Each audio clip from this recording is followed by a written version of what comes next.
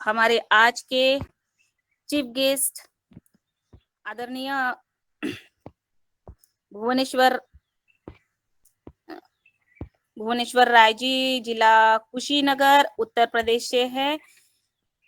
और आज हमारे वैज्ञानिक भी है, बढ़िया मार्गदर्शन देते हैं खेती पर।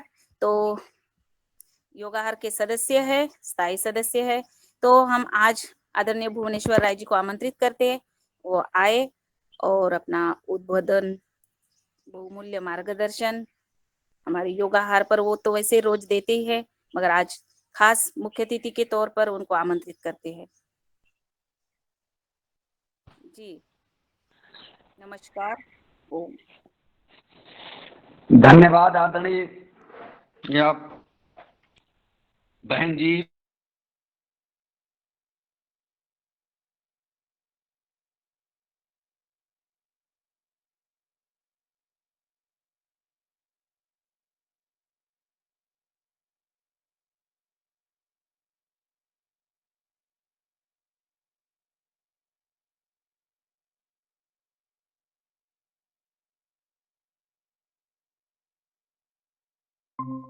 कैमरा खोल लीजिए, कैमरा। अच्छा ओके। दर्शन हो जाएंगे ना आपके, बहुत दिन हो गए देखे हुए आप लोगों को। बिल्कुल बिल्कुल बिल्कुल जी। चलें, एक तो हम लोग मुलाकात कर लिए थे नर्मदापुरम में, तो सबका चेहरा एकदम बिल्कुल क्लियर रहता है कि कौन।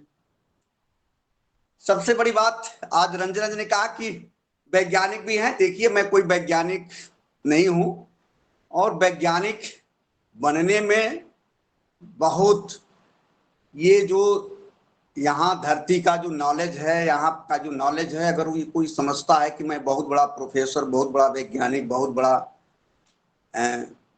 जानकार हूं, तो वो मेरे हिसाब से वो उसकी मतलब एक तरह से अच्छी बात नहीं है। नॉलेज आप बढ़ाते रहें, और ये सतत प्रक्रिया है, जिंदगी, पूरी जिंदगी की प्रक्रिया है।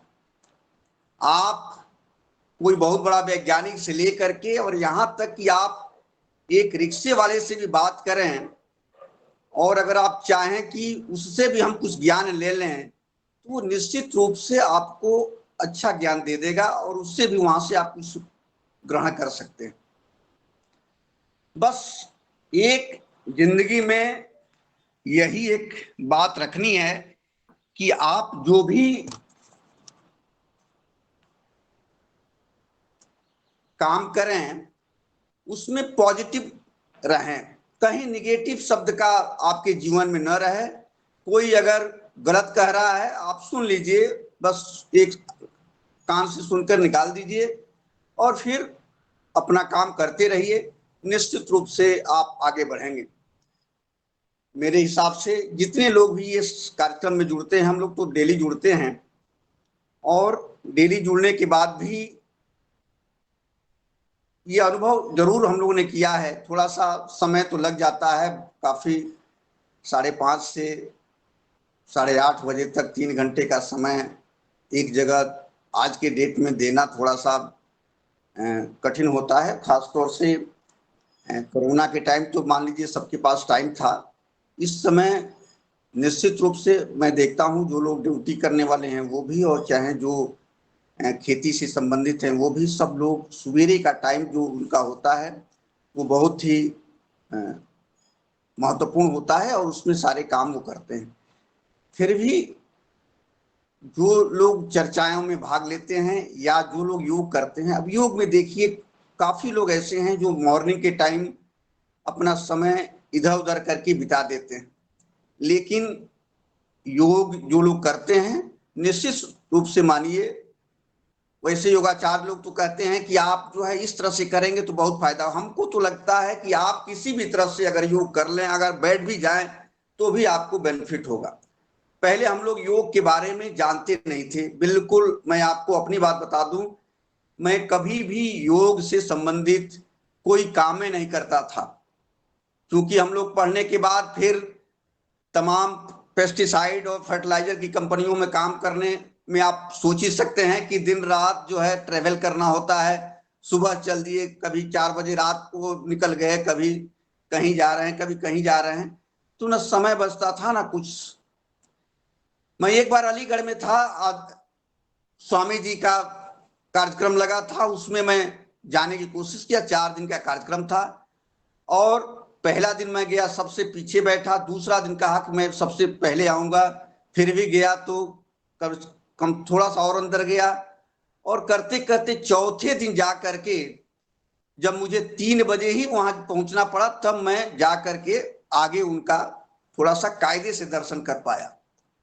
अब आप सोच सकते हैं उसी दिन, जबकि आप सोच सकते हैं कि आज से काफी करीब 15 साल पहले की बात है, और उस समय तक अभी स्वामी जी के बारे में तमाम लोग जो खासतौर से दूसरे कंपनियों में काम करते थे और इस तरह की कंपनियों में काम करते थे, तो उनका जो वो रहता था, वो रहता था कि भाई ये योग के साथ साथ अपना कार्यक्रम भी कराते हैं। लेकिन मैं उसी समय कह दिया था कि ऐसे व्यक्ति जो इतना सवेरे उठ करके और इस तरह से काम कर रहे हैं, निश्चित रूप से ये तभी ये इतना आगे बढ़ रहे हैं। आप सोच सकते हैं जो लोग 9 बजे उठेंगे, 8 बजे उठेंगे, और जो 4 बजे उठ जाएगा, सुबह से 4 बज करके जब आदमी जब 8-9 बजे उठेगा, उसके पहले जो 4-5 घंटे आपने जो काम कर लिया, एक तरह से समझ लिए कि वो आप पूरे दिन भर का करीब 75% काम आपने निपटा लिया।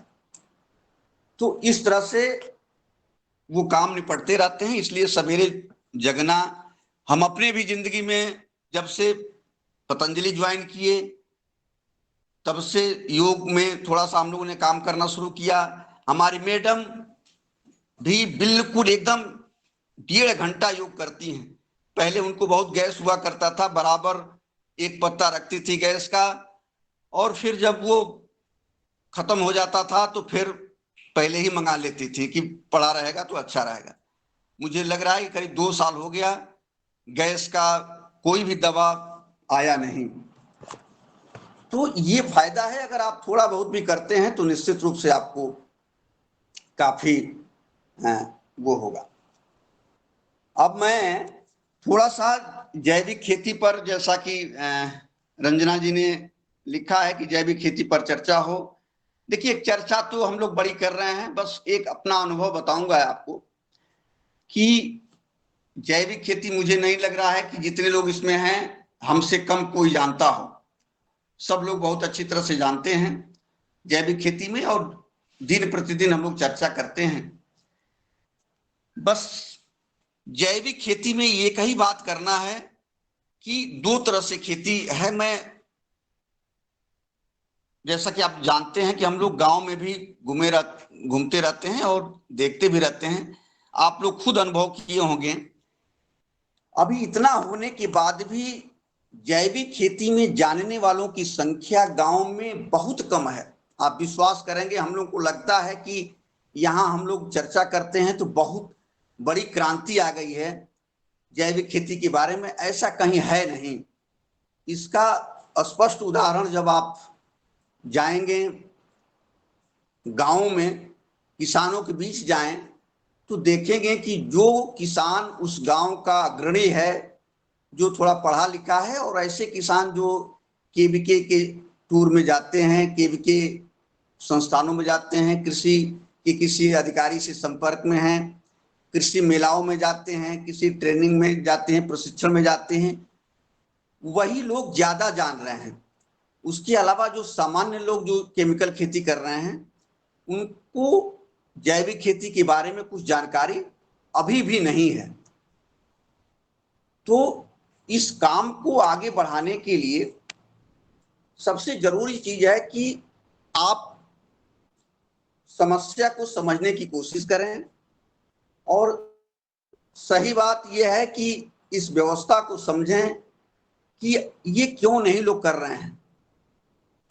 हम ठीक है, बहुत साल पहले लोग बताते हैं, जैसा कि सब लोग जानते हैं कि काफी खेती होती थी, लेकिन वह समय और आज के समय में बहुत अंतर है।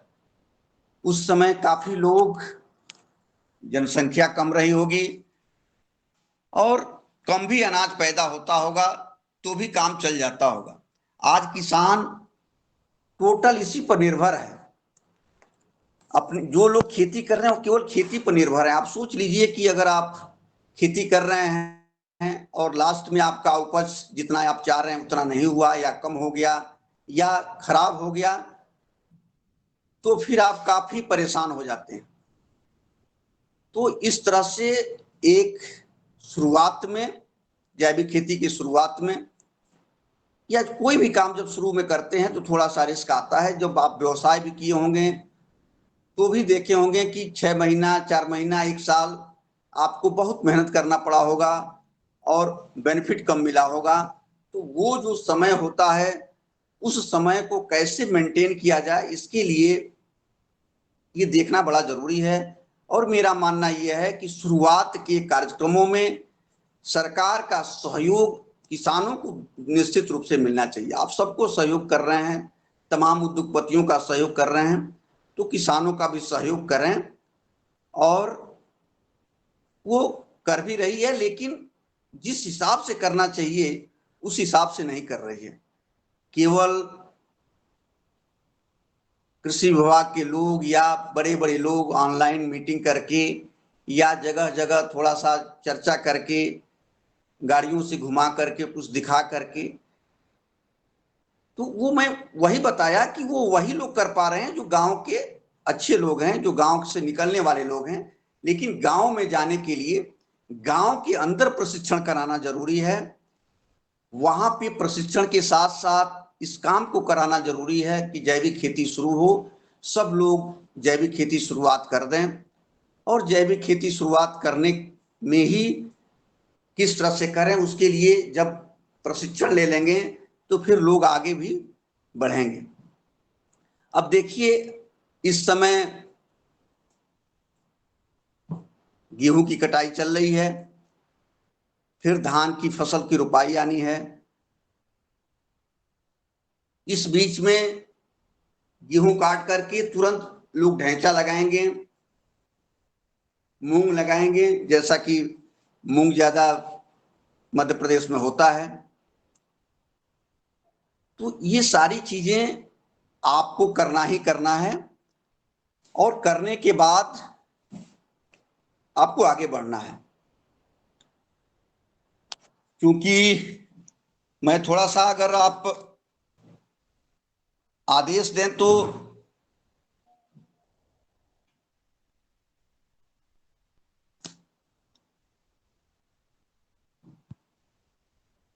चलिए, लग रहा है कि वही नेटवर्क का प्रॉब्लम है।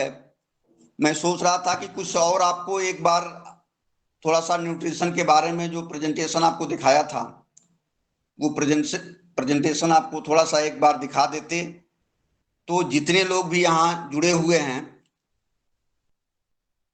तो वो काफी जानकार हैं। और जानकारी में जो फैक्ट बातें होती हैं, जैसे कि हम लोग चर्चाएं करते हैं, कहीं कहीं चर्चा करते हैं, तो एक जो जैविक खेती की चर्चा है उसमें ऐसा चर्चा है कि जब आप 10 लोगों से बात करेंगे तो 10 लोग 10 तरह की बात करते हैं। जब वही चीज आप केमिकल में जाएंगे तो केमिकल में 10 लोग जो बात करेंगे वो एक ही तरह की बात करेंगे। इसीलिए मान्यता जो है, जैसे अभी भी हम लोग आयुर्वेद और एलोपैथ की बात करते हैं, लेकिन जब सीरियस कोई मामला पड़ जाता है तो लोग आयुर्वेद पर कम ध्यान देते हैं, सीधे एलोपैथ के डॉक्टर के पास जाते हैं, ताकि उनको मालूम है कि एकदम जो वहां दवाई बनी हुई है वो एग्जैक्ट काम करेगी और अभी हमको तत्काल फायदा लेना है, इससे तत्काल अपनी बीमारी को ठीक करना है। तो यही सब बातें हैं।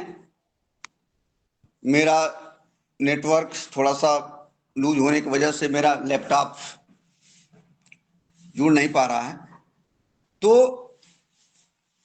ये जो कार्यक्रम था सब लोग, अब देखें, मैं थोड़ा सा ये मानता हूं कि जो लोग भी नए किसान हैं तो उनको पहले जो है खेती अपना कैसे जैविक में जाएं, उसके लिए उनको सबसे पहले ये देखना है कि हमारा पैदावार थोड़ा सा कम ना हो।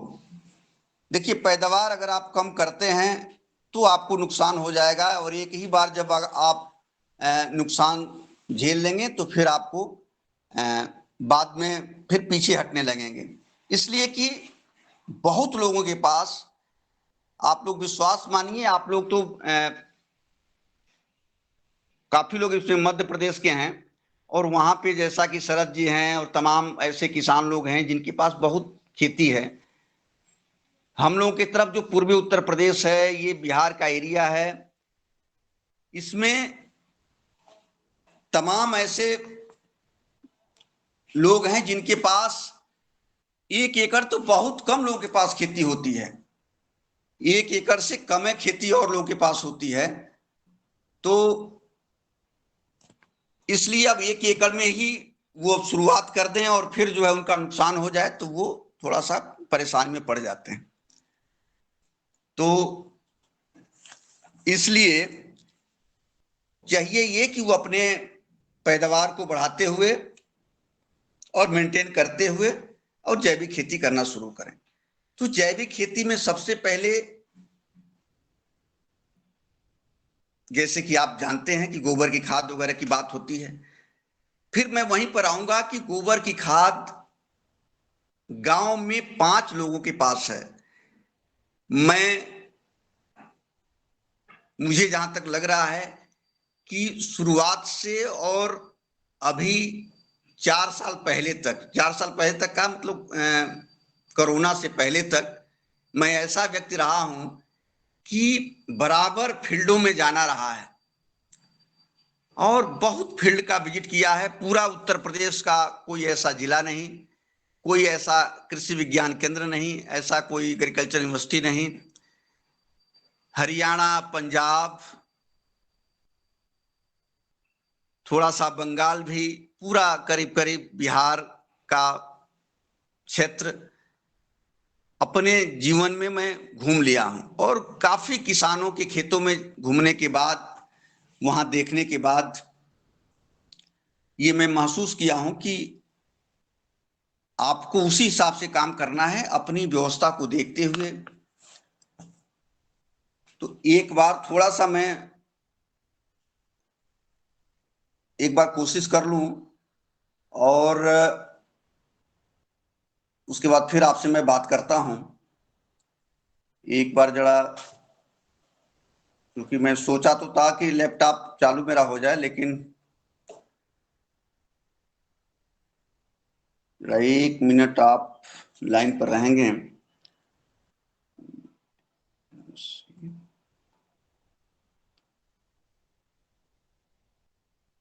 आदरणीय भुवनेश्वर राय जी से आज के जो चीफ गेस्ट महोदय हैं उनसे हमारा एक निवेदन है कि आप जो प्रधानमंत्री कौशल विकास योजना के अंतर्गत RPL पतंजलि समृद्धि प्रोग्राम हुआ था, उसके पहले किसानों की क्या स्थिति थी, आज उसमें क्या कितना हो सका और क्या भविष्य में अभी जरूरत है, ऐसा आपका अनुभव भी मैं चाहूंगा कि सदन को शेयर करने का कष्ट करेंगे।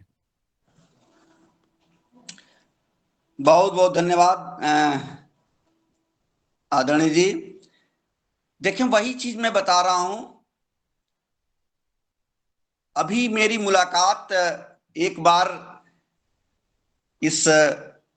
हम उत्तर प्रदेश के कृषि मंत्री जी से मुलाकात हुआ था, क्योंकि आप लोग जानते हैं कि उत्तर प्रदेश के कृषि मंत्री स्वरूप प्रताप शाही जी हैं, जो मेरे ही एक तरह से पारिवारिक रिलेशनों में हैं। तो हमसे तो बहुत अच्छे उनके परिचित नहीं थे, लेकिन मेरे भैया से परिचित थे वो। तो एक बार मैं जब लखनऊ गया था तो उनके आवास पर हम लोग गए थे, और संजोग की बात थी कि उस समय मैं और भैया और एक गन्ना अनुसंधान केंद्र लखनऊ के डायरेक्टर वो और साई जी 3 लोग बैठे थे। उस समय अपना कार्यक्रम चल रहा था। परिचय के बाद जब उन्होंने पूछा मुझसे कि क्या चल रहा है पतंजलि में, तो मैंने उनसे बताया था कि ये कार्यक्रम चल रहा है। वो मानने को तैयार नहीं थे कि नहीं पतंजलि इस तरह से कोई काम करा रहा है, लेकिन मैंने बहुत जोर देकर काम बताया उनसे कि साई जी, मैं पूरा मेरा अनुभव है और अब तक के अनुभव से मैं आपको ये बता दूं कि अब तक जो भी आप लोग काम कराए होंगे वो केवल हवाई है, और जो अब इस समय काम हो रहा है वो वास्तव में फील्ड पर काम हो रहा है। वो एग्रीकल्चर डायरेक्टर से पूछते रहे, थोड़ा सा वो अपनी बातों पर ही विश्वास करते हैं, तमाम लोगों को जानकारी करने की कोशिश की है कि नहीं कोई काम हो रहा है कि नहीं हो रहा है।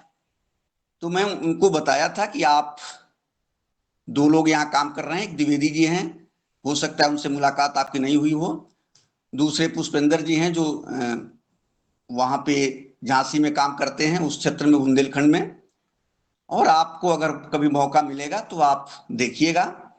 और बाद में फिर उनको मौका मिला, वो काफी मेरी बात को काटते रहे, और मैं एकदम दृढ़ता के साथ उनको मैं बताता रहा कि नहीं बहुत अच्छी काम है। अभी मेरा बात कल पुष्पेंद्र जी से हो रहा था, वो कह रहे थे कि अभी भी उनको थोड़ा सा वो रहता है। तो यही व्यवस्था है। इस पर मैं ज्यादा, क्योंकि मीटिंग है तो इसमें कुछ कहना नहीं चाहूंगा, लेकिन इतना जरूर है कि जहां पे आपको वास्तव में काम हो रहा है वहां पे देखने की जरूरत है कि कहां पे आप काम अच्छा कर पा रहे हैं। जब हम लोग गांव में जाते थे आरपीएल में, तो वहां आप देखते थे कि कोई भी व्यक्ति कुछ भी जानने का मतलब जानकारी तो बिल्कुल था ही नहीं, और धीरे धीरे करके उसी दरमियान कितना जानकारी लोगों को हो गया। और आज जो है जिन जिन गांवों में ट्रेनिंग हुआ वो सारे गांव के लोग अभी भी नंबर है उनके पास, वो बातचीत करते रहते हैं, और फिर अपना जो भी अपना काम कर रहे हैं थोड़ा सा ही कर रहे हैं। कुछ लोगों ने तो काफी कुछ करना शुरू कर दिया, कुछ लोग थोड़ा ही कर रहे हैं, लेकिन बात वहीं पे आती है कि आखिर थोड़ा क्यों कर रहे हैं। इसका मतलब ये हुआ कि जो अपनी व्यवस्था है उस व्यवस्था के हिसाब से वो काम नहीं कर पा रहे हैं।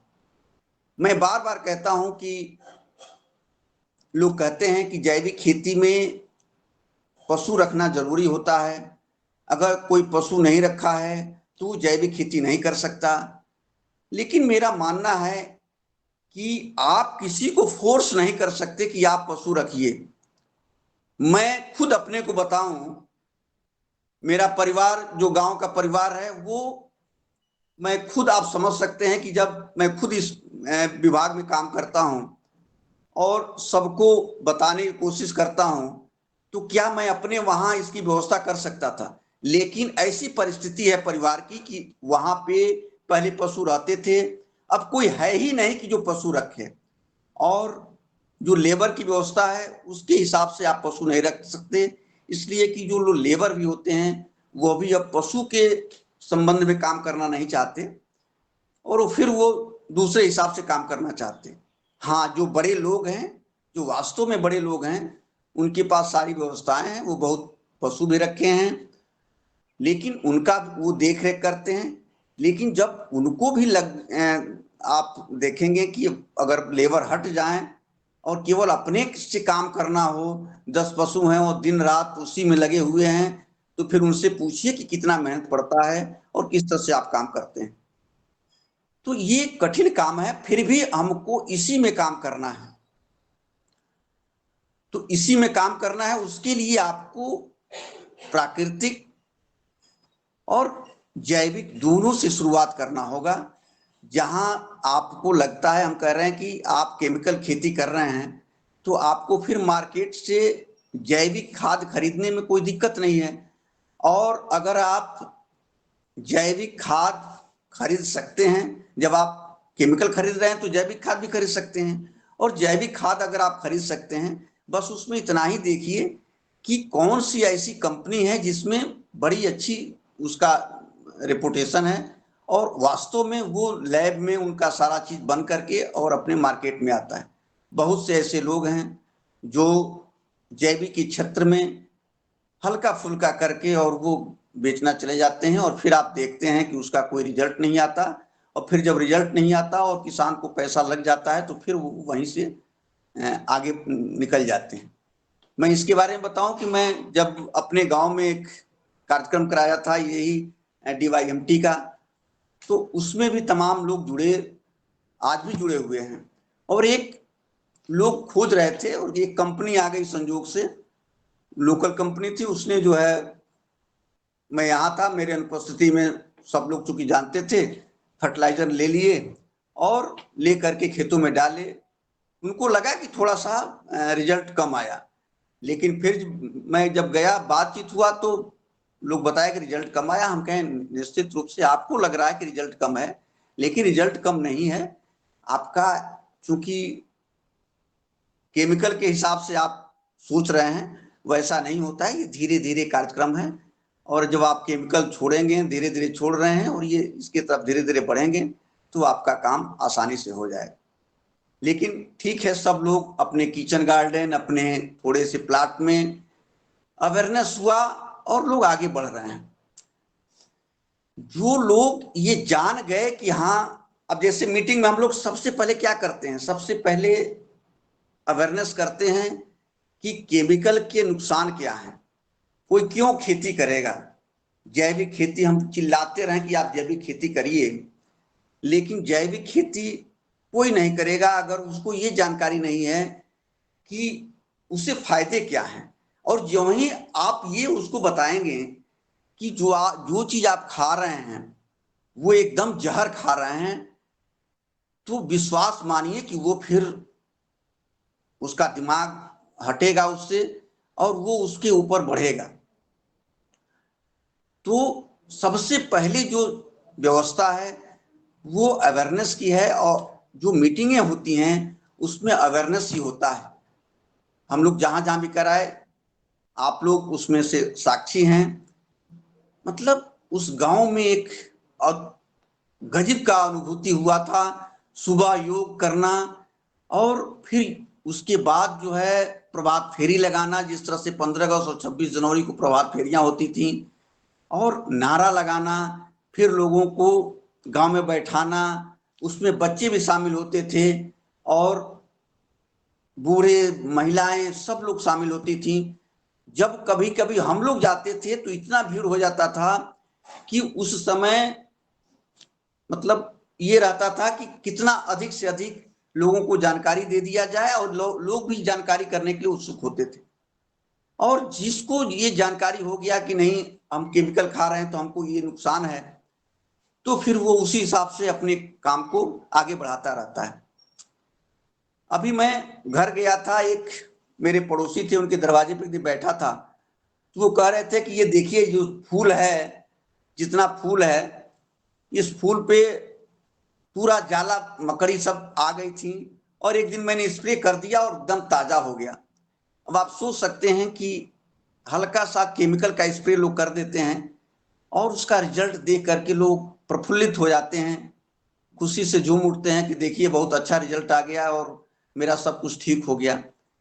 लेकिन फिर जब आप उसके दुष्परिणाम को बताएंगे कि नहीं, आपको ये फूल आप क्यों लगाए हैं, अपने दरवाजे पर फूल क्यों लगाए हैं और उससे बेनिफिट क्या है, और फिर जब उसी में आप उसके लिए आप जब स्प्रे करेंगे, आप अपने हाथ में लगाएंगे, अपने मशीन में करेंगे, आप अपने दरवाजे पर ही स्प्रे करेंगे, वो स्प्रे आपके घर पे तत्काल ही पहुंच जाएगा। जिस फायदे के लिए आप कर रहे थे कि थोड़ा सा एटमॉस्फेयर हमारे घर परिवार दरवाजे का अच्छा हो जाए, और उसके बाद उसी को आप गलत कर रहे हैं, फिर आप उसी की तरफ जा रहे हैं, तो ये अच्छी बात नहीं है। भले ही ठीक है आपका वो थोड़ा बहुत कीड़े लगते हैं, लेकिन कोई बात नहीं, आप उसको थोड़ा सा दूसरे स्तर से भी नीम ऑयल से इस तरह से स्प्रे करके आप बचा लीजिए, तो फिर वो लोग समझते हैं इस बात को और फिर आगे बढ़ते हैं। तो सबसे बड़ी जरूरी जो है अभी, जैसा कि आदरणीय मुनीलाल जी ने बोला कि आगे क्या करना चाहिए, सबसे बड़ी जरूरी जो है वो ट्रेनिंग की है कि सबको ट्रेनिंग किया जाए।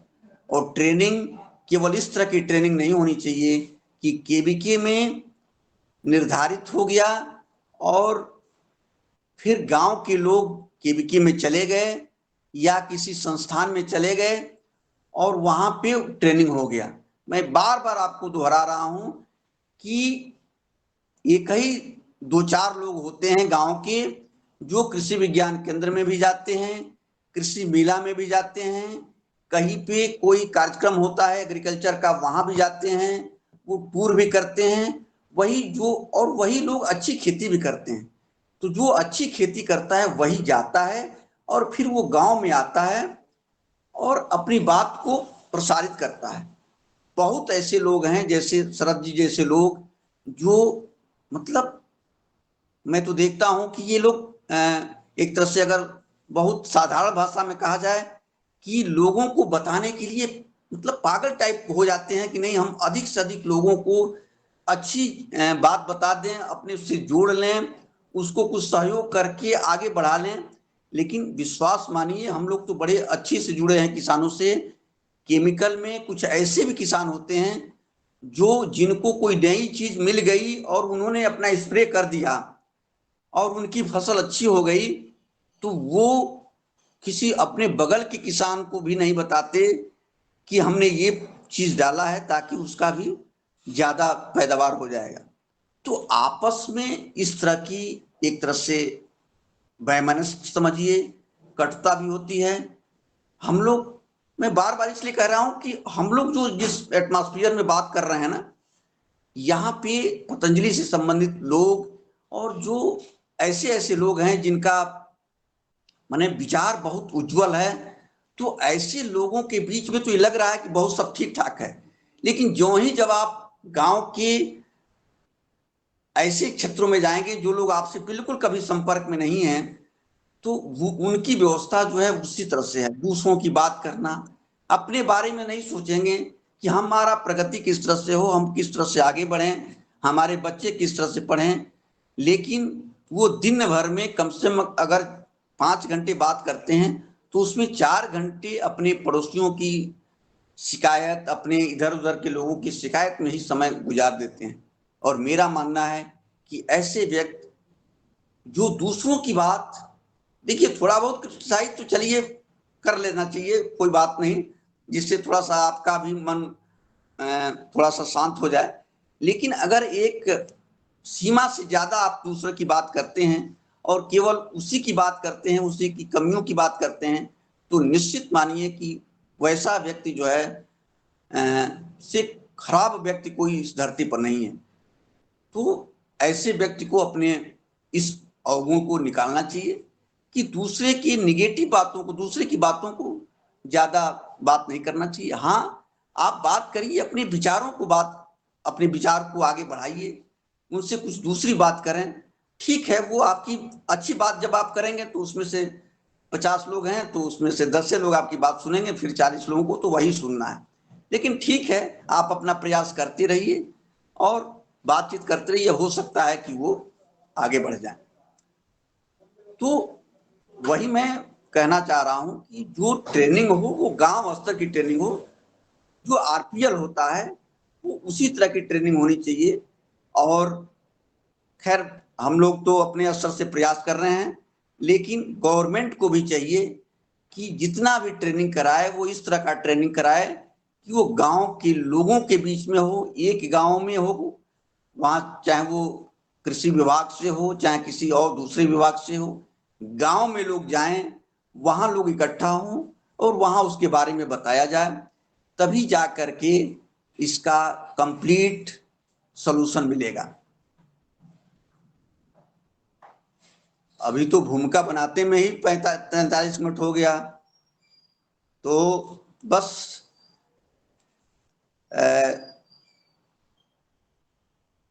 आदरणीय भुवनेश्वर राय जी, आपकी आगे योजना क्या है? जैसे अभी आपने पतंजलि समृद्धि प्रोग्राम के अंतर्गत भारत भर में किसानों को जो प्रशिक्षण दिया, उसका परिणाम ये है कि आज हम दैनिक व्यवहार कार्यक्रम में हम आप सब रूबरू हो रहे हैं और पूरे देश को प्राकृतिक जैविक खेती की चर्चा तो कर रहे हैं, प्रशिक्षण दे रहे हैं, योग कर रहे हैं और लोगों को स्वस्थ बना रहे हैं और मंशा के अनुसार कि हमारे किसान अधिक से अधिक प्राकृतिक जैविक खेती करें, समृद्ध बने। इन बिंदुओं पर लगातार आदरणीय पवन कुमार जी के नेतृत्व में ये काम कर रहे हैं। आगे आने वाली योजना क्या है आपकी?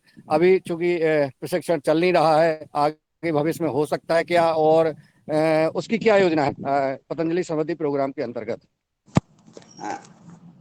आदरणीय मुनीलाल जी, आप हमसे ज्यादा जानते हैं और आगे जैसा कि जो हम लोगों ने प्रशिक्षण कराया उसके लिए प्रयास चल रहा है। जैसा कि आप जानते हैं, आदरणीय पवन सर भी यहाँ डेली हम लोग से बातचीत करते हैं और बहुत पहले से शुरू हो जाए, लेकिन अभी भी शुरू नहीं है, अभी भी नहीं है और जल्दी हो सकता है कि ये काम पतंजलि को मिले और फिर हम लोग अपने अपने क्षेत्रों अच्छी तरह से इस काम को आगे बढ़ा सकें, ऐसा मेरा मानना है। और ये होगा तभी जाकर के ये होगा भी। देखिए, जब तक आप ट्रेनिंग नहीं कराएंगे, गांव में ट्रेनिंग नहीं कराएंगे, केवल बाहर ट्रेनिंग कराते रहेंगे, तो बस वही लोग उसमें शामिल होते रहेंगे जो केमिकल में भी शामिल होते रहे हैं।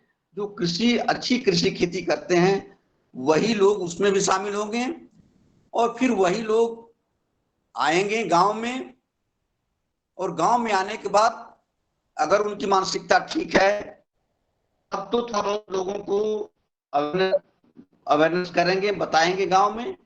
अगर उनकी मानसिकता उतनी अच्छी नहीं है तो वो अपने सीमित रखेंगे और फिर करेंगे और फिर ये आगे नहीं बढ़ पाएगा।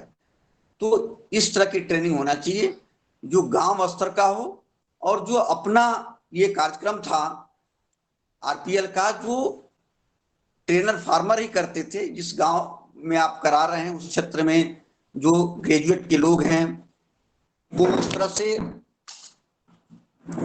उनका जो सिलेक्शन किया जाता था और फिर उनको 15 दिन 20 दिन की एक अच्छी ट्रेनिंग दे दी जाती थी और ट्रेनिंग देने के बाद वो फिर गांव में ही अपने गांव में उसको करते थे। ये मॉडल बहुत ही अच्छा मॉडल रहा और अगर इस मॉडल से ही काम होता है तो काफी प्रभाव पड़ेगा और आने वाले भविष्य में भी इसका बहुत अच्छा रिजल्ट देखने को मिलेगा। अगर दूसरे तरह से आप करते हैं तो उसी तरह से होता रहेगा जिस तरह से आगे हुआ है। तो मैं तो पूरा आश्वानित हूं कि आने वाले समय में भी हम लोगों को ये काम पतंजलि को मिलेगा या किसी और भी संस्था को मिलता है वो अच्छी बात है, लेकिन ऐसे ही काम को मिले जो गांव में जा करके ट्रेनिंग हो, खेतों में जाया जाए, वहां के अगल बगल में जाया जाए और फिर उस काम को कराया जाए।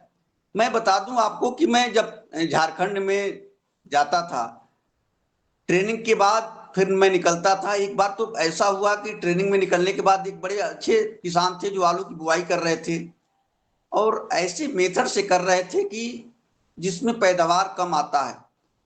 जब मैंने उनसे पूछा कि आपने कभी भी कृषि विज्ञान केंद्र या किसी ऐसे कृषि विशेषज्ञ जो इससे सुने हैं या इसकी खेती के बारे में आपने जानकारी करना चाहा है आलू की खेती के बारे में, तो कहे कि नहीं, बस हमारे दादा परदादा जैसे करते थे वैसे ही ये करते हैं। थोड़ा सा मुझे लेट हो रहा था, मेरी ट्रेन थी, आने वाले थे, फिर भी मैं वहां 1 घंटे का समय दिया। उनसे जो है थोड़ा सा डेमो करवा करके मैं कहा कि ज्यादा आप मत करिए, जैसे आप करते हैं वैसे करिए, लेकिन मेरे हिसाब से थोड़ा सा देख लीजिए। और फिर वही मैं तत्काल करवा दिया। फिर वो मैं चला भी आया, उसके बाद उसका रिजल्ट देखे। कह रहा था केवल गांव में मुलाकात हुई, मैं क्योंकि उस गांव में आता जाता रहा, बाद में मेरी मुलाकात हुई तो उन्होंने कहा कि केवल एक सिस्टम से जो हम लोग बोते थे उसी बोने में थोड़ा सा सिस्टम को जो है थोड़ा सा अलग कर दिए तो मेरा पैदावार काफी बढ़ गया। तो ये बात होती है। मैं एक अनुभव आपको बताऊं कि यहीं बिहार में मैं एक किसान के वहां ट्रायल लगवाया था गोभी पर, फूल गोभी पर। और जैसा कि आप जानते हैं कि फूल गोभी में लाइन से लाइन लगता है, पौधे से पौधे की दूरी लगती है, लेकिन किसान करते क्या है कि लाइन तो लाइन ठीक हो गया, लेकिन पौधे से पौधे की जो दूरी होती है वो अनरैंडम हो जाता है, माने बिना नाप जोख के होता है, तो वो सिस्टम में नहीं आ पाता है, कहीं कम कहीं ज्यादा इस तरह की दूरी हो जाती है।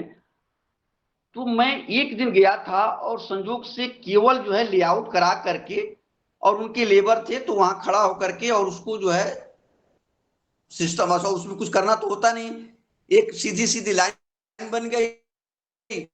दूसरे तरफ जो है जो आपकी दूरी है, उस दूरी पर दोनों तरफ लकड़ी गाड़ दिए और रस्सी लगा दी, और फिर जहां आपकी रस्सी गई लाइनों पर, वहां लेबर थे अपना जो है फावड़े से ऐसे ऐसे थपथपा दिए, और ऐसे करके वो बना दिए, वहीं पे लग गया। उसके बाद मैं आ गया, वो मेरा प्रोजेक्ट भी मतलब हुआ नहीं, वो कैंसिल हो गया, मैं उसके बाद कभी गया नहीं। और संजोग से जब मैं गया फ्लावरिंग के टाइम, जब फूल निकल रहा था, तो एक दूसरे क्षेत्र में गया, लेकिन क्योंकि वहां मैं गया था उस किसान के वहां, तो फिर जब मैं चला गया वहां, उनका खेत देखा है, और जब वो आए तो बड़ा मतलब एक ही बात पर वो बड़ा वो थे कि राय साहब एक ही सिस्टम ये अपना दिए, तो देखिए ये फूल गोभी में एक साइज का कोई ऐसा साइज नहीं था जो थोड़ा सा बहुत बड़ा कोई छोटा इस तरह के नहीं था। वो सारे जो फूल गोभी के साइज थे एक साइज के थे, और वो भी जो साइज था वो बिल्कुल, चूंकि वो लोग बड़ा घना लगाते हैं तो उनकी साइज भी मार्केट के हिसाब से थी, बहुत बड़ा बड़ा नहीं था। तो वो कह रहे थे कि मतलब इससे इतना बेनिफिट हमको हो गया जिसका कोई हिसाब नहीं। आप कोई भी काम करेंगे तो जब तकनीकी लगा के काम करेंगे तो आपको बहुत ज्यादा फायदा होगा। वहीं जब दूरी ज्यादा कम ज्यादा हो जाता है तो जिस पौधे से पौधे की दूरी ज्यादा हो जाएगा, उसकी गोभी फूल गोभी बड़ा हो जाएगा या कोई भी फसल, और फिर जब छोटा हो जाएगा तो छोटा हो जाएगा। जो छोटा हो जाएगा वो भी लोग पसंद नहीं करते, जो बहुत ज्यादा बड़ा हो जाएगा वो भी पसंद नहीं करते। तो एक तो मार्केट के लिए प्रॉब्लम हो जाएगा, दूसरे जो है आपको उससे नुकसान हो जाएगा कि आपके जो छोटे हैं वो बढ़े नहीं। तो हर क्षेत्र में थोड़ा सा तकनीकी लगाना है, और तकनीकी लगाने में भी कोई बहुत बड़ा ज्यादा खर्चे नहीं आते।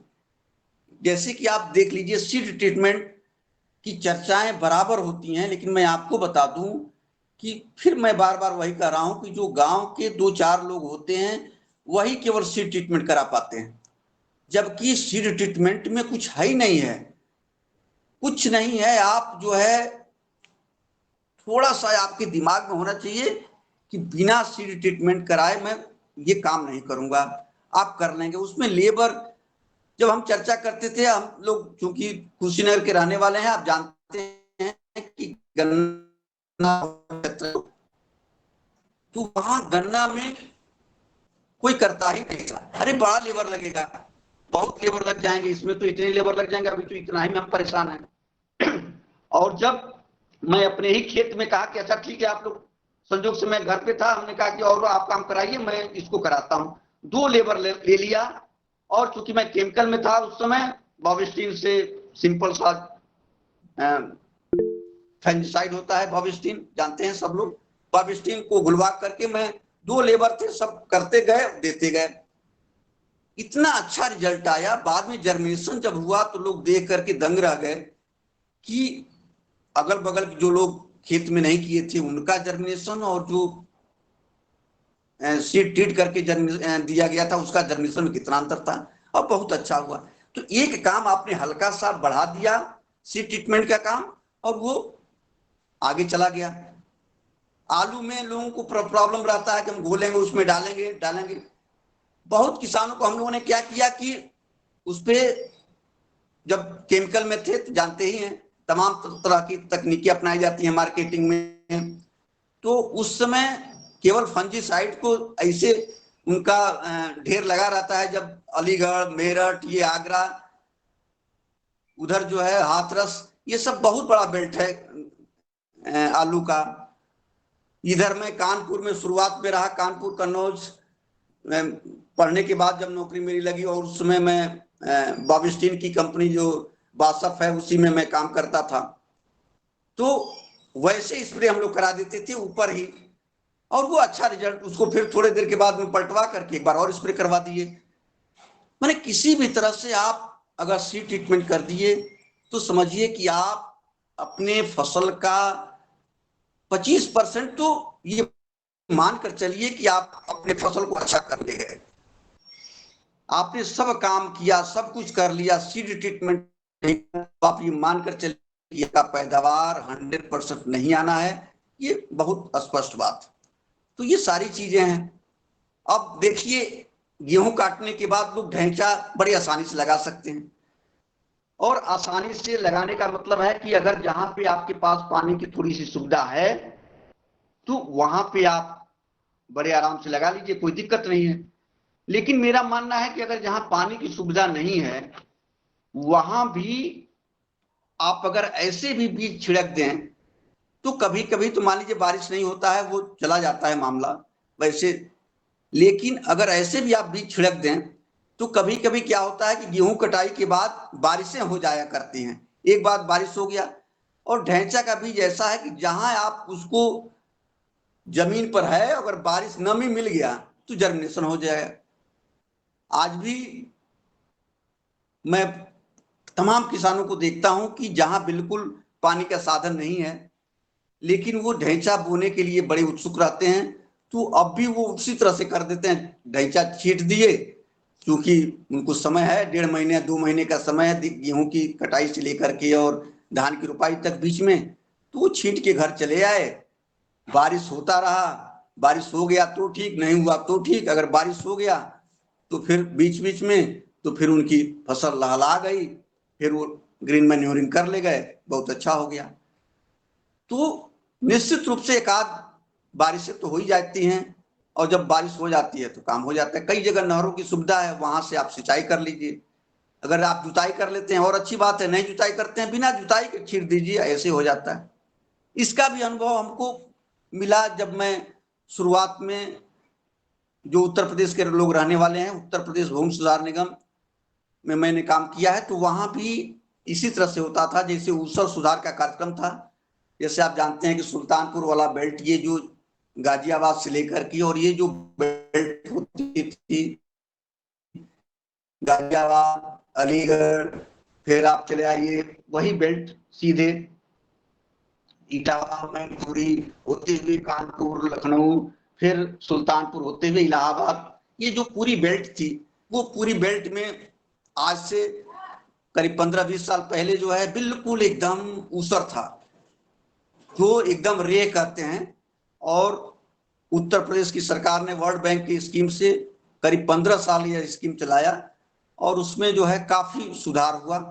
और उसी सुधार में कार्यक्रम ये भी होता था कि पहले धान की रुपाई होती थी, सुधारने के बाद फिर गेहूं की होती थी, और गेहूं के बाद उसमें ढैंचा लगाया जाता था।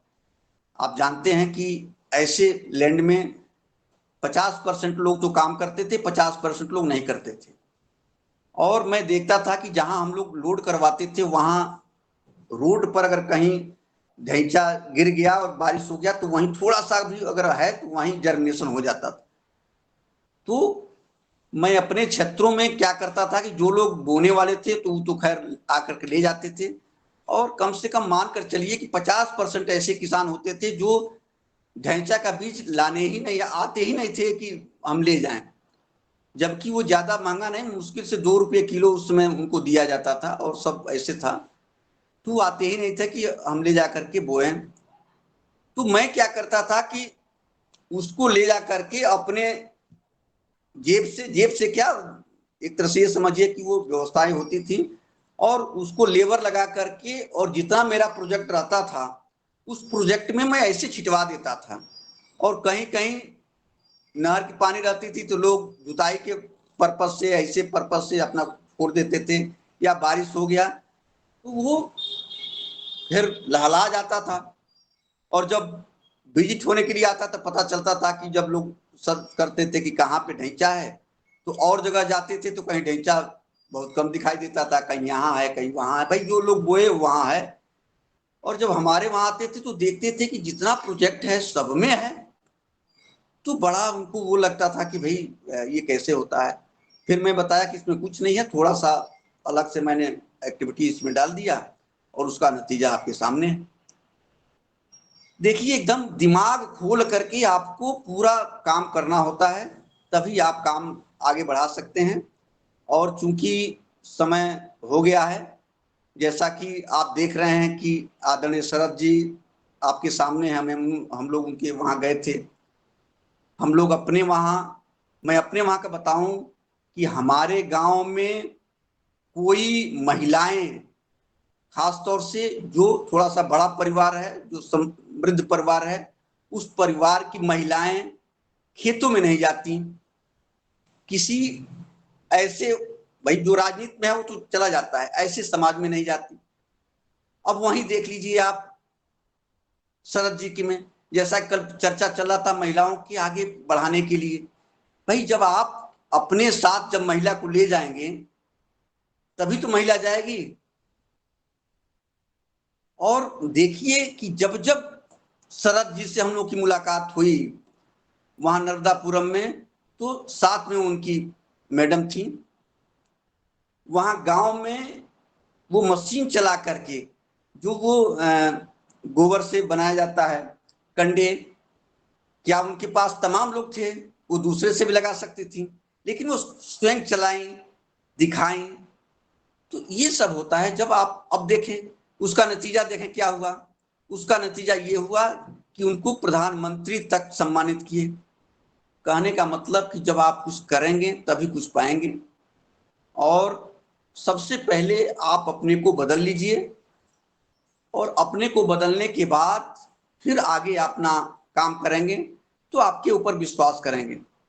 थोड़ा सा बस कभी मैंने आपको बताया नहीं है, लेकिन एक चीज मैं अपने ऊपर आपको बता दूं कि मैं ऐसा व्यक्ति हूं कि आज तक एक नशा के रूप में आप सोच सकते हैं कि जो व्यक्ति MSc करने के बाद पेस्टिसाइड की कंपनी डूपान, BSF, बासफ, उसके बाद भूमि सुधार निगम, उसके बाद टाटा केमिकल्स में काम करने के बाद फिर जब मैं पतंजलि में आया, और ये जितनी कंपनियां होती हैं, ये जितने अधिकारी होते हैं, ये सब लोग बड़े बड़े होटलों में टिकते हैं रात में और फिर वहां अपना खाते पीते हैं। लेकिन मैं आज तक, मुझे याद है कि एक बार मैं केवल पुकार का एक आया था जिसमें लवंग इलायची हुआ करता था, उसको भी डाल दिया था, तो मेरा तबीयत उस समय थोड़ा सा हल्का सा वोमिटिंग हो गया था। और फिर मैं उसको थूक थाक करके, जब अभी मैं बच्चा था, जब पढ़ने वाले थे उसमें लड़के खा रहे थे, और आज तक मैं उस कहीं कोई ना बीड़ी, ना सिगरेट, ना तंबाकू, ना गांजा, अफीम वगैरह, दारू शराब, कुछ आज तक मैंने लिया ही नहीं। तो ऐसे समाज में रह करके वो क्यों हुआ? वो इसलिए हुआ कि मेरे पिताजी गांधी विचारधारा के व्यक्ति थे, और वो इस तरह से शिक्षा दिए, इस तरह से उन्होंने बताया कि बेटा अगर आप केवल अपने जिंदगी में एक काम कर लिए कि केवल आप कोई नशा नहीं करेंगे, तो आप हल्का फुल्का भी अगर कहीं कोई रोजगार, कोई नौकरी करेंगे तो आपको अपने बच्चों को पढ़ाने लिखाने में और कहीं कोई कमी नहीं होगी। तो ये चीज है। और अब जब आप खुद शराब नहीं पीते, कोई नशा नहीं करते, और जब आप अपनी बात को कहीं बताएंगे तो आपकी बात को कोई सुनेगा, और नहीं तो फिर आप उस काम को कर रहे हैं और फिर आप लेक्चर दे रहे हैं, लोगों के बीच में बता रहे हैं, तो फिर दिक्कत होता है। जब मैं अपने गांव में जाता हूं, लोगों से बातचीत करता हूं, तो फिर वो सुनते हैं, उसको अमल करते हैं। अभी मैं गया था खाने पीने की चीज में भी, जैसा कि अब हम लोग के पास तो काफी अनुभव हो गया है आप लोगों के माध्यम से, तो उसी तरह से खाना पीना, जैसे अभी मैं, जैसे कि आप जानते हैं कि हमारे वहां चलता है खाना पीना, मैं भी खा रहा था, सब लोग खा रहे थे। अभी मैं 2 पूरी खाया था तब सब लोग खा लिए। फिर मैं कभी ध्यान नहीं दिया क्योंकि लोग देख रहे थे कि नहीं ये खा रहे हैं। तो फिर जब हम देखे थोड़ी देर के बाद कि नहीं लोग बैठे हुए हैं, तो हम कहे कितना जल्दी खा लिए। लोग ये भी देख रहे हैं कि अभी तो 2 पूरी खाए हैं। तो इतना जल्दी जल्दी लोग खाते हैं, जहाँ पे बैठ करके उठना होता है, उसको भी थोड़ा सा देखना होगा। फिर मैं घर आया, मेरे भैया कहे कि यार तुम जो है किनारे बैठ के खाया करो, इस तरह से इतना टाइम लगाते हो, इतना टाइम लोग खाएंगे तो हजारों हजार लोगों को बैठा के खिलाना होता है कि लोग कैसे खाएंगे। हम कहे नहीं, आपने सही कहा। तो ये सारी चीजें हैं खाने पीने में भी, लेकिन वहीं से एक संदेश, अब हम चाहते तो आ सकते थे, फिर भी दूसरे दिन मैं वहां फिर खाने गया, और वहां हमारे वहां चावल लोग खाते हैं, चावल दाल सब्जी वगैरह, सलाद आया, मैं पहले सलाद खाया, और फिर मैं पहले पूरा सलाद खा लिया, तब तक कुछ लोग जो है दूसरा लेने लगे, दोहरौनी लेने लगे, फिर भी वहां थोड़ा लेट हुआ। लेकिन मैंने एक संदेश देने की कोशिश किया कि आपको ऐसे खाना है, भले ही लेट हुआ कुछ भी है, लेकिन मैं चाहता तो थोड़ा सबके साथ हो सकता था, लेकिन उतना ही से जितने लोग थे जो देख रहे थे उनको एक लगा कि नहीं, खाने का एक तरीका भी है, केवल ऐसे नहीं जिया, मतलब इस धरती पर रहना है, हर चीज का एक तरीका होता है, कैसे आप काम करेंगे।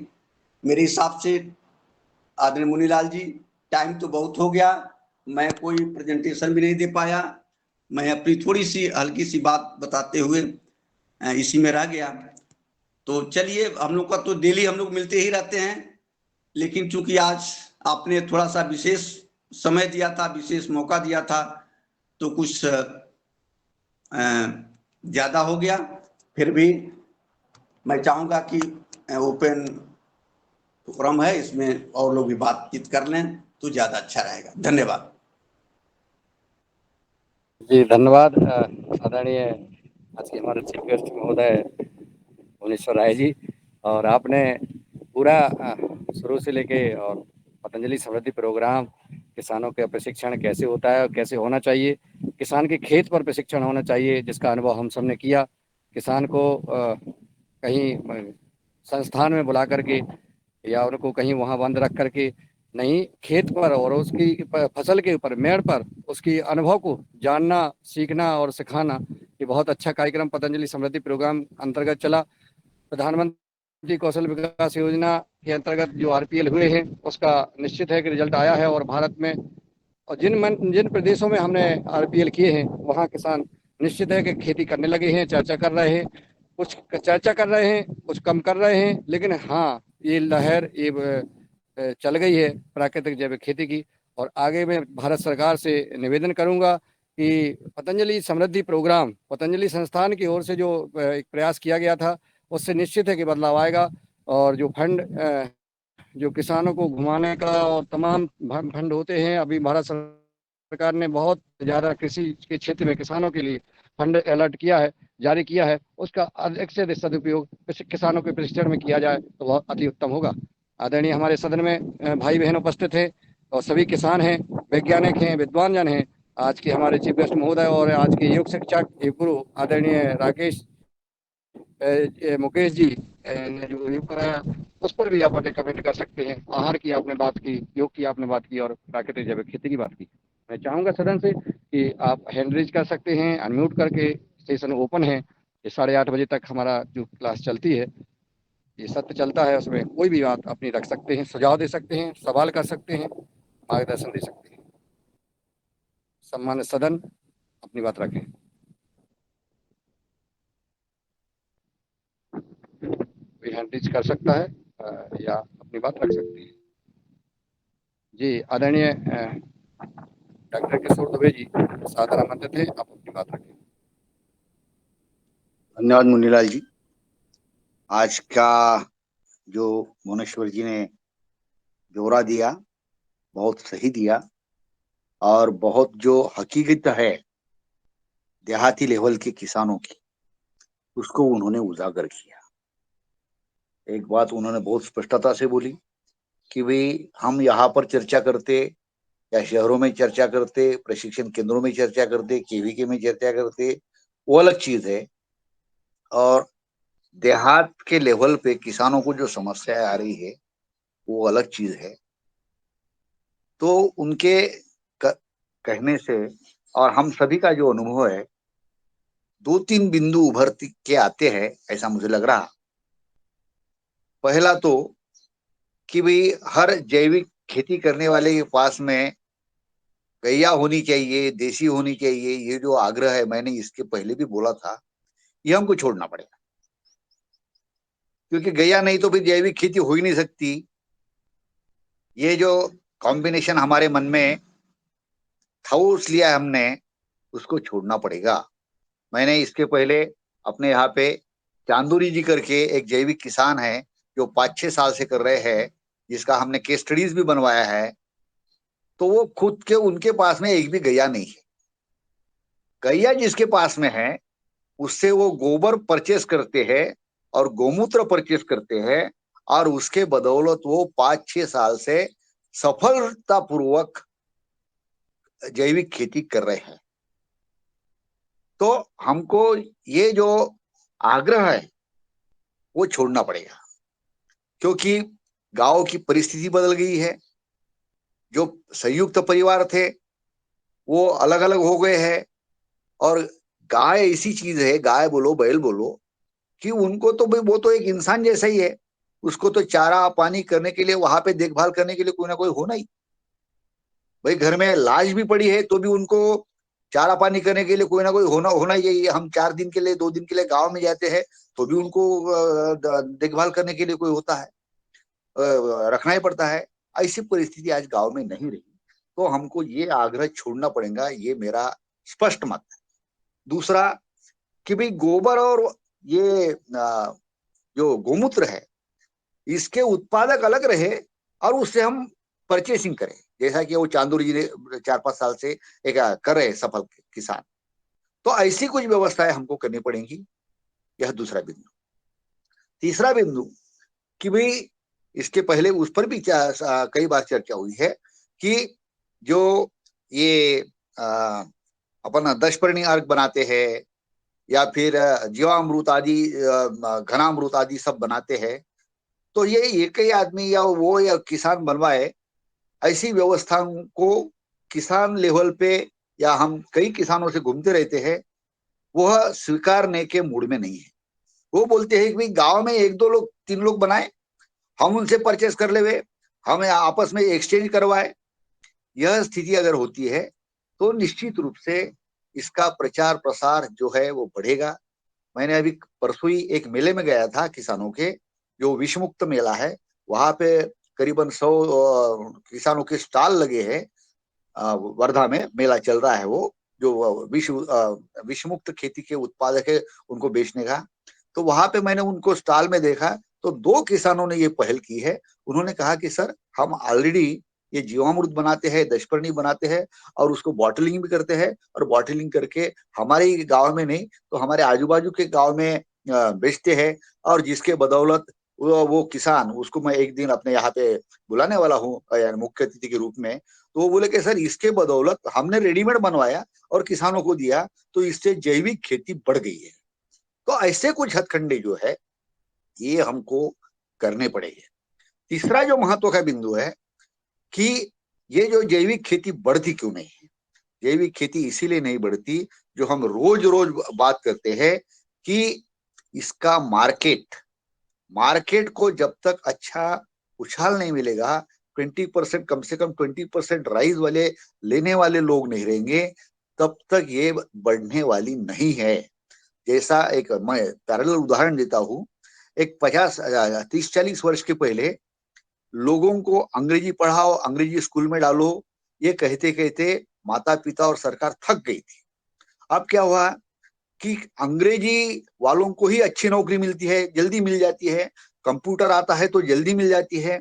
तो जब मार्केटिंग वाली बात आ रही है, तब हर कोई गांव में सरकारी स्कूल से छोड़ के अपने बच्चों को प्राइवेट स्कूल में पैसा देके डाल रहे हैं, क्योंकि मार्केट है वहां। वही चीज ऐसी हुई कि हमने सोयाबीन में महाराष्ट्र में देखा। 40 वर्ष के पहले मैं खुद सोयाबीन एक बार लगाया था और 1-2 किलो 10 पीस गाँव में दिया था।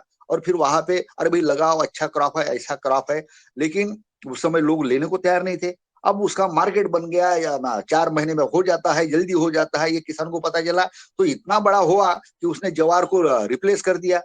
एक बार मार्केटिंग वाली चीज अगर बन जाती है तो निश्चित रूप से किसान उसके लिए खुद होके तैयार हो जाता है यही व्यवस्था हमको मार्केटिंग की, कई बार अपने यहाँ पे चर्चा होती है कि वो उसका मार्केट, कल भी चर्चा हुई कि उसका अच्छा पैकेजिंग, ट्रेडिंग, ब्रांडिंग और एश्योर्ड उसको बेचने की जब स्थिति बन जाएगी तो निश्चित रूप से ये जैविक खेती वाला जो मसला है वो बढ़ेगा। और अंतिम बात जो आज भुवनेश्वर जी ने भी बोली कि केमिकल वाली खेती है, उसके दुष्परिणामों का प्रचार प्रसार जब तक गांव में, बच्चों में, महिलाओं में नहीं होगा, तब तक जैविक खेती की तरफ लोग जितनी मात्रा में आना चाहिए उतने मात्रा में नहीं आएंगे। तो यह बुनियादी काम भी करना पड़ेगा और इसके लिए पतंजलि जैसा काम कर रही है, वैसे और भी संस्थाओं को सरकार ने चयन किया तो चलेगा। लेकिन यह काम जब तक नहीं होगा तब तक सरकार की मंशा जो है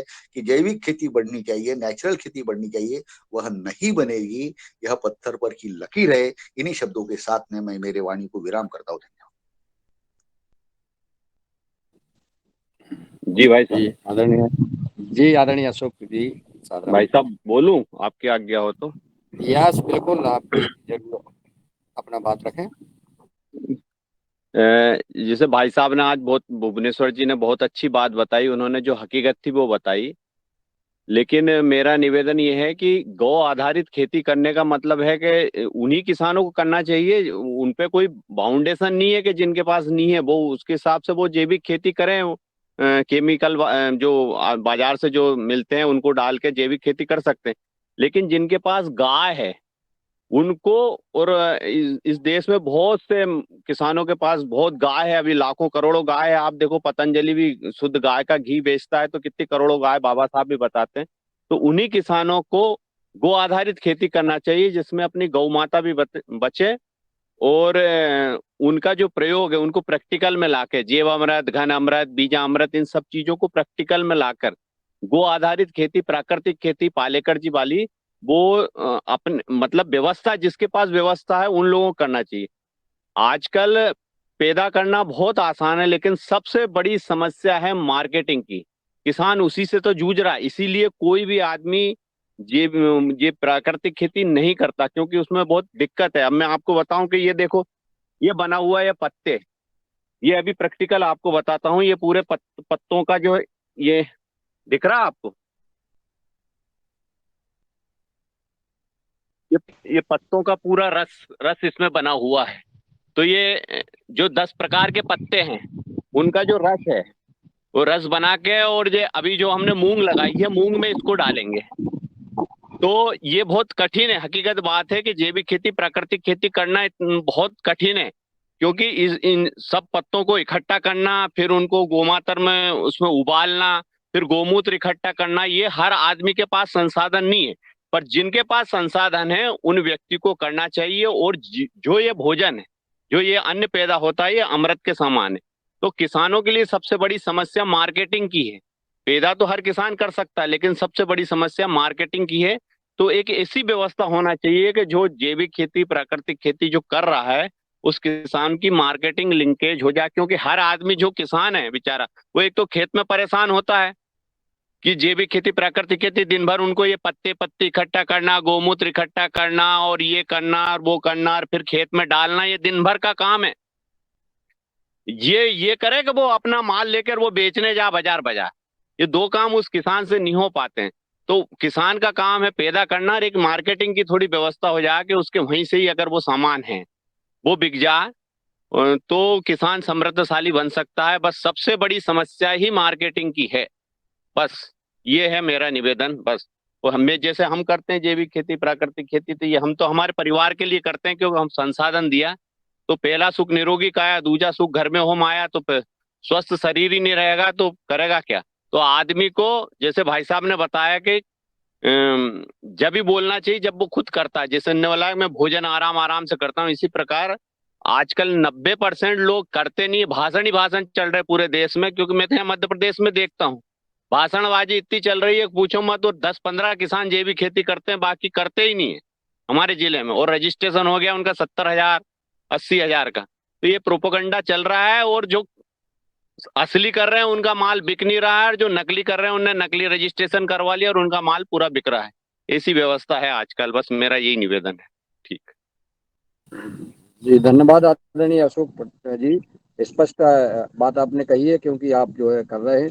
और आपने जैसा कि डॉक्टर किशोर दुबे जी ने कहा था कि गाय पालना जरूरी नहीं समझे, गाय पालना अति आवश्यक है, जैसा आपने कहा है, और ये बात सही है। क्योंकि भाई वही जगह हम फिर चले जाएंगे जहाँ हरित क्रांति के नाम पर जो है विदेशियों ने हम किसान भाइयों को गुमराह किया था। फिर अभी हम किसानों से कहेंगे गाय पालना जरूरी नहीं है, गोबर आएगा कहाँ से? हर व्यक्ति वो एक कहानी है कि एक जगह सभी व्यक्तियों को बुलाया कि एक एक आप लोग दूध लाइए और दूध ला के इस कुंड में डालना है आपको सबको। जी गौ माता की आपने दर्शन कराया, देसी गाय माता। और तो सब कोई ने, अशोक भैया ने सोचा चलो शरद ले आ रहे हैं, रामकृष्ण ले आ रहे हैं, रमेश चंद जी ले आ रहे हैं, चलो हम पानी ले जाते हैं, क्या दिक्कत है, हमारा एक लोटे में क्या फर्क पड़ता है। वो पानी लेके आ गए। शरद जी ने सोचा वो अशोक जी ला रहे हैं, सब लोग ला रहे हैं, हमारे में ऐसे ले आ के जब सभी लेके आए तो वहाँ से पानी निकला, दूध निकलेंगे। तो हमें सबको चाहिए कि हमें एक व्यक्ति से ही बदलाव लाना है, एक एक व्यक्ति से बदलाव लाना है। किसान का जब देसी गाय पालेगा तो खेती संभव है। प्राकृतिक हम लागत कम कर रहे हैं। अगर हम गोबर खरीदेंगे, गोबर भैंस का भी मिलेगा और तमाम चीजों का मिलता है गोबर, और वो महंगा आता है। फिर वही बात कि अगर हमने इधर जब हम रासायनिक खाद खरीद रहे थे, अब हमने गोबर खरीदने लगे, जब गोबर सारे लोग खरीदने लगे तो उसके भाव बढ़ जाएंगे, ये दिक्कतें आ जाएंगी। और किसान की शोभा गाय है। अगर गाय है तो किसान की शोभा है, और गाय नहीं है तो, और गाय पे पाल करके जो किसान पालता है उसको देखिए कितना सुखी रहता है वो किसान, और शोभा कितनी है। हमारे हमारे खेत में अभी देसी गाय चल रही है। और यहाँ ये देखिए ये हमारी ये हम जो है इनके जो है लगातार सेवा करते हैं, और अच्छा लगता है गाय की सेवा करने में, और गाय के साथ हाथ फेरने में या सहलाने में, हर चीज में।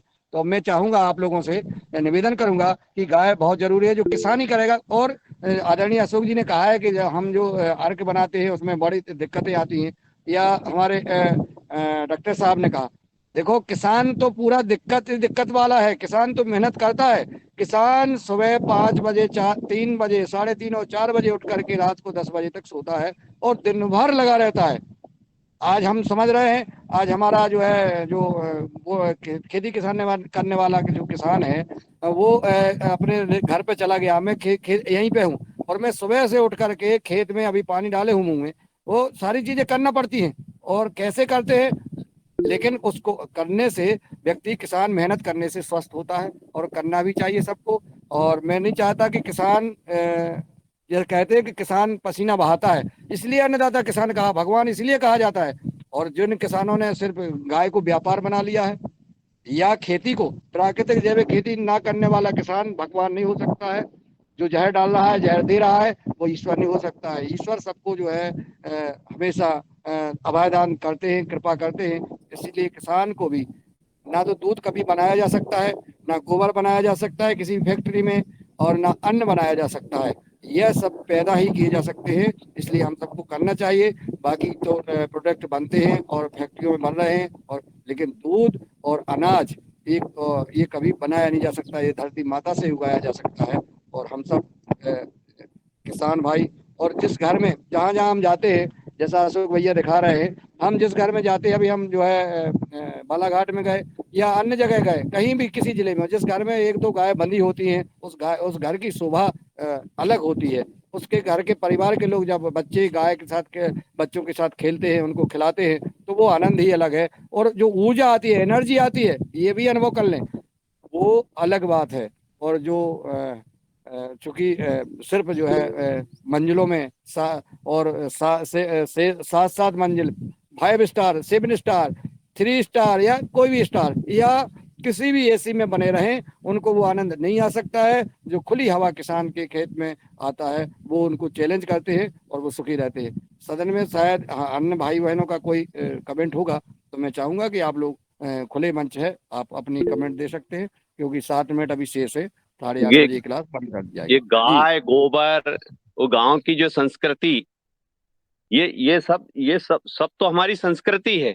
और आपने कोरोना काल में आपने इसका अनुभव किया, जो किसान जो गांव में था, जिसके यहाँ गाय थी, गाय का दूध पीता था, मई पीता था, दही खाता था, उसके घर जो साग सब्जी लगती थी उससे खाना पीना, मतलब आर्थिक स्थिति उसकी मजबूत रही किसान की कोरोना काल में। और जो दूसरी चीज पे डिपेंड लोग थे उनकी आर्थिक आर्थिक स्थिति बिल्कुल गड़बड़ हो गई। तो गाय, गोबर और ये प्राकृतिक खेती तो हमारी संस्कृति है। इन चीजों को तो आदमी को करना चाहिए। जब तक ये गांव में नहीं रह गए तो ये गांव की संस्कृति बची कहाँ।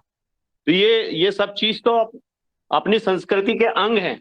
ये चीज तो होना ही चाहिए। और जिस घर में ये गाय वगैरह आप बड़ी बड़ी किसानी है अगर नहीं है तो फिर वो किसान का है का। अगर आपके पास किसानी है और आप दूध पैकेट का ले रहे हो, और अगर आपके पास किसानी है और आप जहर वाली चीज खा रहे हो, तो फिर आपको किसान होने का हक ही नहीं है। और ऐसे लोग के घर में बीमारी होती है। और गांव का जो किसान है, जो प्राकृतिक जैविक खेती करता है, तो वो तो संस्कृति का बहुत बड़ा रक्षक है। तो हमारे राष्ट्र की संस्कृति को बचाने के लिए तो हम जो किसान है वही तो राष्ट्र की संस्कृति को बचा के रख रहे हैं। तो ये बहुत जरूरी है। और मेरा निवेदन है जिनके पास साधन हैं उनको ये चीज करना चाहिए, और जिनके पास साधन नहीं है वो नहीं करें। एक सरल शब्दों में जो आपके पास चीज हो वो हिसाब से उसको आपके पास गाय है तो आप ऐसी व्यवस्था करो कि उसका गोमूत्र इकट्ठा हो जाए और उसका आप जैवामृत, घन अमृत, बीजामृत बना लो। और गांव में, अधिकतर गांव में, मतलब आप ये समझो गांव है तो वहां गाय तो है। और गाय का उपयोग, जैसे गाय रोड पे घूम रही तो उसका उपयोग भी तो हो सकता है ऐसा। और सरकार तो गौशाला भी बना रही, तो गौशाला में भी ऐसी व्यवस्था हो कि वहीं पूरी व्यवस्था हो जाए और गाय का गोबर गोमूत्र से जैविक खेती, प्राकृतिक खेती हो। तो जो भयंकर बीमारियों से लोग मर रहे हैं ये जहर खा खा के, वो बच जा, उनको शुद्ध भोजन मिल जाए और गौ माता के जो अवशेष है उनका उपयोग हो जाए। बस यही निवेदन है। ठीक। जी, बहुत सुंदर। और अगर सदन में और किसी भाई का कोई कमेंट हो। जी, आदरणीय दिनेश जी शर्मा जी। जी, आदरणीय प्रणाम, सदन को प्रणाम। और आज की हमारे मुख्य अतिथि के रूप में आदरणीय भुवनेश्वर राय सर, आपका हार्दिक स्वागत और अभिनंदन। संभवतः मेरी आवाज वहां तक पहुंच रही होगी। जी आ रही है जी, बढ़िया। दिनेश जी, भैया। असल में मैं समझता हूँ कि हमारा ये जो मंच है योग आहार को, योग और आहार के साथ अगर योग्य आहार भी जोड़ा जाए तो समुचित होगा, उचित ही होगा। और ये एक ऐसा मंच है जिसमें किसानों को जैविक खेती से प्राकृतिक खेती की तरफ बढ़ाने की कोशिश है। और मैं ऐसा सदस्य हूं जो बहुत समय से खेती नहीं कर रहा हूं। हाँ, खेतों में अवश्य जा रहा हूं। तब मैं अपने को ऐसा सदस्य मानता हूं कि जैसे वो कथा थी ना कि जो हाथी होता है और उसमें तीन मित्र होते हैं और तीनों देख नहीं पाते हैं, तो मैं हाथी के पूंछ को झाड़ू ही अभी मान रहा हूं। लेकिन जब मेरी आंखें खुलेंगी तो मुझे हाथी के पूंछ को हाथी का पूंछ ही मानना पड़ेगा, हाथी के कान को हाथी का कान ही मानना पड़ेगा, सूप नहीं मानना पड़ेगा। वास्तव में यह है कि गांवों में जो किसान, यानी जिसके पास जमीन है वो किसान, अगर जमीन है तो गाय का होना अति अनिवार्य है। क्योंकि हमारी मुहिम ये है कि हम धरती की मिट्टी को अच्छा बनाएं और जो उसमें उपजाएं उसको भी स्वस्थ और अच्छा उपजाएं। लेकिन अगर हमारे माध्यम से ये संदेश अगर किसानों तक जाएगा और माननीय सदस्यों तक जाएगा कि गाय को पालना कठिन है, 10 परनी और जो खाद बनाना कठिन है, तो इस बात में सरलता आ जाएगी। तो कंपनीकरण, जो कंपनियां बनी हैं, क्या बुरा है। मेरे कुछ मित्र जो कि पिछली बार मोनसेंटो में थे, 2-3 मित्र हैं, उनका कहना है कि मोनसेंटो जैसी कंपनी भी अभी जो जैविक खाद बनाने जा रही है। बड़ी कंपनियां आएंगी, हमारे संदेश को सिद्ध कर जाएंगी कि खेती करना कठिन है, जैविक खेती करना कठिन है और प्राकृतिक खेती करना भी कठिन है। बस यही इतना सा ही संदेश हमारे उन साथियों के लिए बहुत कठिन हो जाएगा जो इस तरह बढ़ रहे हैं। बोले कि तो सही है, गांव में कोई खाद बनाए और उस पर डिपेंडेंसी हो जाएगी। वास्तव में हमारी जैविक खेती और प्राकृतिक खेती अपने पे डिपेंडेंसी, यानी डिपेंडेंसी हटाने और अपने पे स्वावलंबन की तरफ जाने का एक माध्यम है। और स्वावलंबन तभी कोई जा सकेगा अगर मेरे पास खेती है, वरना मैं केवल प्रवचन करूंगा, बातें करूंगा। पर ऐसे भी नहीं है कि मेरी बातें सिद्ध हो रही हैं। ऐसी बात भी सत्य है कि गांव में कई कई किसान हैं जो न किसी मीडिया में, न किसी मंच में, न किसी बाजार में, बल्कि वो अपने एकाग्र रूप से कार्य कर रहे हैं। और ऐसे किसान हैं कि जिनके पास उत्पादन नहीं है लेकिन डिमांड बहुत ज्यादा है। दूसरी तरफ ऐसे स्थिति आ रही है कि हम असल में मझधार में हैं। अगर हम कहते हैं कि हाँ थोड़ा अच्छा है, थोड़ा बुरा है, तो हम एक ऐसे हिंडोले खेल रहे हैं कि शायद हम डूब भी सकते हैं, शायद हम उभर भी सकते हैं। लेकिन इसी स्थिति को उभारने के लिए योगाहार जैसे आदरणीय परम पूज्य स्वामी रामदेव जैसे व्यक्तियों ने ये आशीर्वाद दिया है कि हम ऐसे प्लेटफॉर्म पे आए। तो मेरा निवेदन तो यही रहेगा कि उन किसान ये संदेश अगर दें कि हम प्राकृतिक खेती कर सकते हैं, जैविक खेती कर सकते हैं, जिनके पास खेत है, क्योंकि बिना जो